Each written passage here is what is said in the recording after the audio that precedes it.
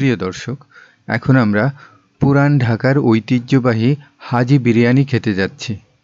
পুরান ঢাকার খাদ্যের ঐতিহ্যতম প্রতীক হলো এই হাজি বিরিয়ানি, যা 1939 সাল থেকে প্রায় 100 বছর ধরে পুরান ঢাকার 70 আলাউদ্দিন রোড, নাজিরা বাজারে এই বিশেষ বিরিয়ানির যাত্রা শুরু করে। স্বাদ, গন্ধ এবং মানের কারণে এটি ঢাকাবাসী এবং বিদেশি পর্যটকদের কাছেও ব্যাপক জনপ্রিয়।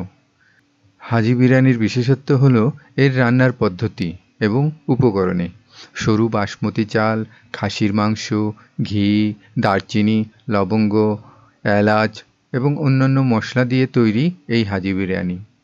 সবচেয়ে আকর্ষণীয় বিষয় হলো এটি রান্নার জন্য কোনো আলু বা ডিম ব্যবহার করা হয় না, যা ঢাকার অন্যান্য বিরিয়ানি থেকে এটিকে আলাদা করেছে।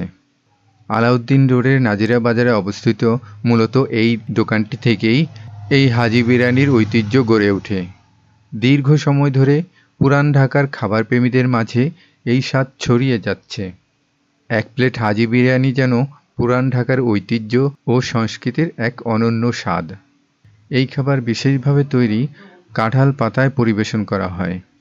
হাজি বিরিয়ানি ঢাকার গর্ব, এবং যারা এর স্বাদ একবার পেয়েছেন তাদের কাছে এটি আজীবন জায়গা করে নেয়।